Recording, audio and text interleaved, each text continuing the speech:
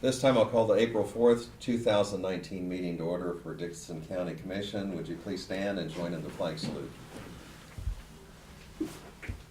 I pledge allegiance to the flag of the United States of America and to the republic for which it stands, one nation, under God, indivisible, with liberty and justice for all.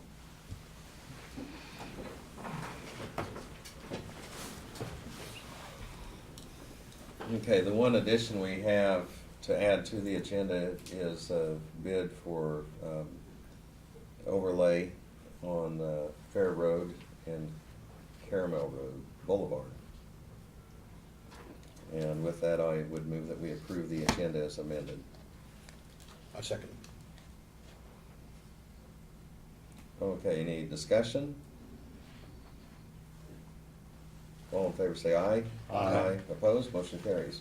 We'll go to the consent agenda. It's the minutes of March 28th meeting, payroll of $292,479.29, wire payments to KDHE of $155,335.02, utilities of $12,704.46, abatements of $1,174.14. I move to accept the consent agenda.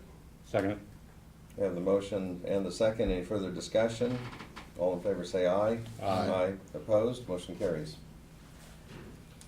At this time, we'll go to commissioner comments, and Craig, we'll start with you, and you might cover this morning on work studies since I didn't happen to be here. Yes, Sheriff Hoffman was in this morning and some of the challenges at the jail and Sheriff's Department.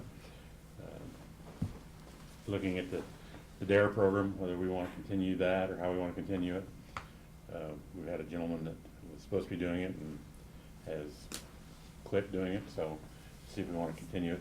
Go to talk to schools because we got a 10-week program that now will have to be in about 6 weeks if they want to do it at school. Janelle was in talking about the census, the importance of that in the count for the county and the whole state and stuff.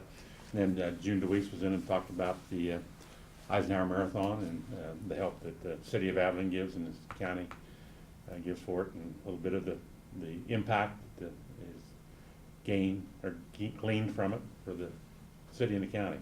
That's all I have, Lynn. Okay, thank you. Ron? I appreciate being invited to the North Central Kansas County Highway Officials Association annual spring meeting yesterday, and very informative meeting. We got to meet a lot of people that were involved with their counties, officials from businesses. There was a lot of information shared and very valuable to our county here in Dickinson County. Okay, and I'd kind of echo those comments because it is good to visit with them, and also the KDOT people were there, and that was one of the discussions I had with them. Aside from the highways was the lighting up there on I-70, so some of those opportunities to hear about what's going on, but also visit with them on things that are important to us, it's a good opportunity. I don't think we have any petitions or proclamations. If there's any public comments on anything not on the agenda, it can be made at this time. Hearing none, we'll go ahead and, Brad, if you'll give us your report, please. Yeah, in your package, you've got the year-to-date staffing reports from Diane, which reflects an activity. We do have a name on there that I don't believe shows, and that was a resignation that we just received from one of our gals down in the Fraser's office. She is going over to Geary County to do the same thing for them. And a considerable increase in pay, so another one of those issues that we deal with, competing with other outside entities. So, but anyhow, we've had some transfers and promotion and stuff. So some of it's good. We hate to lose good employees. Hate to lose any employee that we've trained and tenured. But also have the year-to-date budget reports from Janelle. And kind of the same thing goes if you look at the face of it. We've got a couple of accounts that are over, but that's because they're front end heavy, just like last month when I explained to you that a lot of bills come in at the beginning of the year when we get our distribution on taxes from Leah, it'll fill those in, so. As long as we've got money in the main account, in the general fund, we're not over there, which as you can see, we've still got millions in there, we're good, so it's nothing alarming. Our sales tax, looking at the second sheet, is down a little bit for, January. It's still higher than what it was last year, but January typically we see that drop after the holidays when people have spent a bunch or overspent, as the case may be for a lot of us, and so January is usually a slower month for sales tax, but I'm sure it will come back up here in the next couple of months, so. Purple Wave, I gave you a little tally sheet in there. Our Purple Wave auction was completed yesterday, or Tuesday, and I was pleased with what we got. The trucks sold for $7,000, plus the F-250 sold for almost $8,000. The two trucks, or the Silverado and the Explorer, were vehicles that we had purchased from state surplus, if you remember, several years ago. And I think, if I remember right, I haven't looked this up or dug it out, but I think we only paid about $10,000 for those when we bought them. So we've got, 70 to 80% of the value back out of them, and we used them for 5 or 6 years. So I think we did very good. The return on that investment was really good. Forklift did okay for one that was, for all practical purposes, worn out. And we had a gentleman from up at Bennington bought the guardrail to use for cattle panels, and that's probably the best return on investment, because that guardrail Martin had picked up off an I-70 project years ago. They were gonna throw it away, and so we brought it all into the yard, and the guardrail is old enough, it doesn't match up with what is used by today's standards, so we can't use it for guardrail, but, so basically that was pretty good money. $23,512 is what the total was off of those few items, so. I did mention to you in the work session that I've gotten good reports from Saline County in regards to the sharing of Tim with our zoning and planning director. He had his first planning meeting at Salina for Saline County Monday evening, and it's either Monday or Tuesday, I think it was Monday. And he said it went very well, and I got reports back from their administration over there that they thought it went very well too. So sometime here in the next week or two, I'll be sitting down with them, and we'll start throwing some darts at the dartboard to see what a permanent solution might look at along that line, to be able to share him with them. And I also talked to Bob Richardson yesterday, chairman of the Saline County Commission, who echoed the same comments. He said he had heard nothing but good as things are going. They hadn't had a planning meeting for well over 6 months because they didn't have a director, and so to have the first one out of the chute and have it go well, I thought, whatever the case may be, was a good indicator. And so, but Bob said he'd been hearing good things too, so he was very impressed. Road and bridge wise, 777 Paint Road.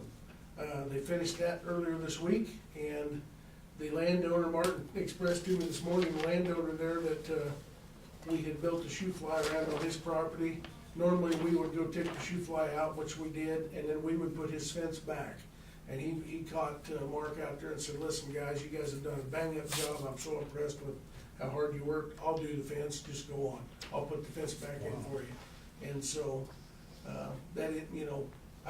I guess I hadn't had a chance to tell you that last week when we got those heavy rains down there, it washed the shoe fly out. Luckily, the bridge and everything was into the point where it didn't disturb that, but they had about 4 feet of water going over top of the shoe fly, so they had to go put it back in again briefly and finish the job. But as always, the guys did an excellent job and got that completed.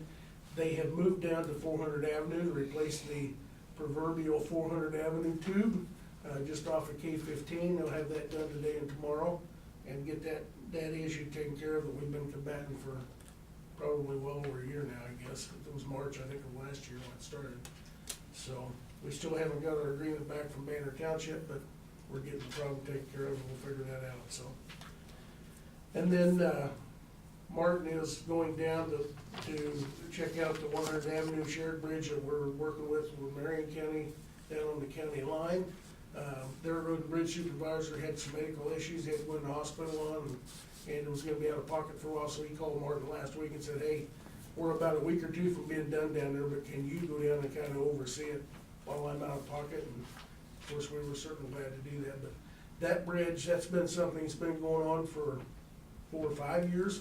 But we're just about a week away from getting it completed, and so that'd be a good one to go down and look at, maybe even meet with Marion County Commissioners out there and look at it one of these days in the future, as spring comes about, because that's been a good project. It sits on the county line where we shared the expenses of that, and it's been a very good project to work with them on, so. You might explain to Ron how the expenses are shared on that, Brad. The expenses that are statutorily divided based on the assessed valuation in each county. And since our valuation is greater, the expenses, it's about a 60-40 with Marion County, so we put that in our budget to pay for our expenses. However, it sits on the portion of the county line that they are responsible for maintaining it, and so they did it through their bridge, their federal funds, exchange monies in project, and so it's big enough that it's a KDOT, it has to meet federal requirements. And so they went through and they managed it from the research and the design and everything, and have pretty well done everything on it. All we've been doing is paying our share of the bill, so. Good deal. But I think you'll be very impressed. I think they actually straightened it out too. It was one that was kind of set on a skew, and they straightened it out for safety purposes, is my understanding, so I'll be eager to go down and look at it, so. That's all I've got for those items. Okay, thank you. And anything from Doug, did you hear? No, I haven't heard from him, so Okay. unless he emailed me since I've been in here, so. Okay, on notices and communications, we did have a few things come in the mail. We have a thank you note from Harrington After Prom for the support on that. We also have something that we'll have to do here in next week or so, but it's the NACO representative, and there's nominations for that can be put forward. We do have Richard Malm, Jefferson County Commissioner, and he currently serves on the NACO board and has been very active and has always attended the meetings nationally and then come back to share what was going on. But it is an open position, and he is seeking re-election, but if there would be anyone desiring more information or wanting to run for that slot, it is open. I don't know whether you read the NACO newsletter we get, but Richard's picture was in there at their national conference, representing Kansas, speaking to the group, so I was kind of proud to see that. We have a magazine from Governing, and also Governing Technology, and then County News. And then we also had a thank you to Board of Commissioners and on those that had participated in the March 20th, 2019 hearing before the House Local Government Committee. And Ron, I believe you were down there and participated in that or sent in some written testimony? Mm-hmm. Okay. So anyway, there's a thank you and acknowledgement of those that participated. And it's always good to get involved at that level. They say the testimony is very important. Okay, we'll move on. There's no resolutions or unfinished business. The only other business we had is we had added a review and consider approval of an overlay and bid. And this is for pieces of Fair Road and Caramel Road. So Brad, do you have specifics on that for us? I do, yeah. It's kind of bittersweet, but the section of, just off of I-70 on Fair Road, and I'll kind of show up here on the screen, zoom in just a little bit more. Keep in mind our maps don't show Love's Truck Stop being here yet, we don't have the updated maps. But the area just off of I-70 right in this area, and then turning into on Carmel Boulevard, which would go into Love's there, and also up here. This section of road right in here is just going to, is deteriorating tremendously fast, as well as the area right in here. Now, Fair Road is not quite as bad, but right here on Carmel Boulevard, the upper 2 to 3 inches worth of asphalt is just, it's just falling apart faster than our guys can repair it. We were out there again this week. We've been out there weekly for the last several months, patching spots. Now we've got the area where we patched, the spots are still there and it's breaking all around our patches. So it's becoming very rapidly an emergency situation. In response to that, we also have the section up here just north of the interstate that KDOT did several years ago when they redid the overpass, as well as the same area on the Solomon Exchange that are in pretty bad shape. So they're deteriorating pretty bad. In response to that, we contacted APAC because they were the ones that have our bid to do the overlay work south of K4 this year for us and over on Rain Road. And since they had given us some really good pricing on that, our intent was to get the same type of pricing on this if we could get them to overlay it. They did agree to that. They went out and looked at it and gave us 4 different bids, one for each project, each one of the 4 projects. So it's divided out, but Carmel Boulevard and Fair Road there to the south, those 2 bids, and then the north side of Interstate on Fair and the north side of Interstate on Solomon Road. For them to come in and do those overlays, the mill and overlay, so they would grind off the bad stuff, overlay it with a quality material that we would hope would hold up under that weight. The total bid price is $286,739. Now that, one of the reasons that's a little more expensive is because of Fair Road and Carmel Boulevard will have to be done under traffic. And that will be a challenge because if you sit out there for 5 minutes, you're gonna see 15 or 20 trucks come and go. It's, if not more, it's very, very busy. And as we said in the work session, that's a good problem to have, because it's, if you wanna talk about success stories, that's a success. The downside is we have to provide, access to it, and it costs money, so.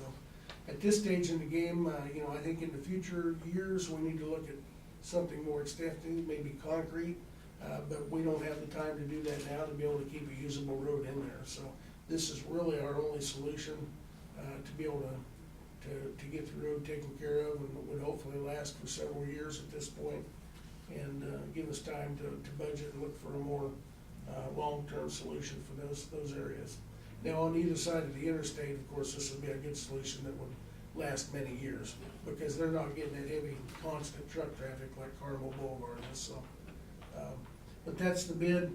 We had also asked them if they would be able to do this section first, when they come to the county here in the next week or 2 to start their summer overlay work, and they indicated they could.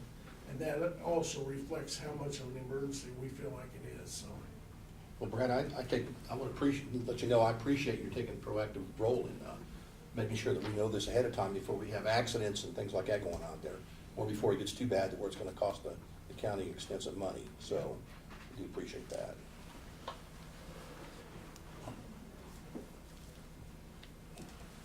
Well, timing wise, it's probably just the challenge of before the road deteriorates more, because convenience wise, it's still gonna be a problem. And we can visit with them out there to see if there's a little bit what's gonna be involved. And We've actually talked to the management of Love's already and indicated to them, explained to them what the issue was and how we were gonna do it, and they were completely comfortable with our planned strategy, so. about how long would that particular portion take? I think that's where one of the bigger You're talking bottlenecks about a would be. week. A week. Yeah. Okay, any questions, or is there a motion for approval? I'll make a motion for approval. Second? We have the motion and the second for approval of those, with this contract with APAC Shears. The total amount was $286,739.35. Any further discussion or questions? All in favor say aye. Aye. Opposed? Motion carries. We do not have any other business. I'd like the sales tax issue, do you want to explain what might happen to that? As far as the bills, Yeah, I could explain it, but yeah. it's not a good sign. Well, I think we talked last week about how ours was removed Right, from but- 2033 But and put over into nothing else in the tax 2160. committee to, Yeah, and as we heard from Jay Hall yesterday at our meeting, Jay being the lobbyist for the KEC or general counsel, there are only 2 bills coming out of the taxation. taxation committee now that can be utilized for anything else that are exempt. one of those is, 2033, which is the Finney County Okay. bill, and then 2160, which is our bill along with the other three counties. They passed out of the Senate side, Couple of 20, or 39 to nothing. I mean, there was no negative votes at all against it. It should be a no-brainer, however, the way Jay explained it to us yesterday, he's afraid they're gonna hold those back, because if they need a horse to haul a bill, they need something that they wanna add into it at the last minute, these are the only ones that they could do that with, so. I guess I'm hopeful now that, if that ends up being the case, whatever they add to it's not controversial enough that we lose our bill, the second year in a row, so. I spoke to John Barker last night, and he just said, everything's okay. It's there, just don't worry about it, it's okay, Okay, so. I feel much I better. do Yeah. too. We will sleep in that. I hope he's right, I'm sure he knows more about, he obviously knows more about it. I guess I come away from there feeling like it was probably about the worst case scenario. Yeah, Well, and procedurally, I think, like you said, they just wanna leave that open, so if there is something, hopefully it's something not controversial, but something meaningful that they can put on there. It has that in place. well, and Steve Johnson being the chair of that tax Yeah. committee, being at the county next door, he certainly, I assume knows the importance of that, and will probably do anything he can to help get it through, so. Any other questions? Is there a motion for adjournment? I'll make a motion to adjourn. All second? All in favor say aye. Aye. Opposed? Motion carries. We're adjourned.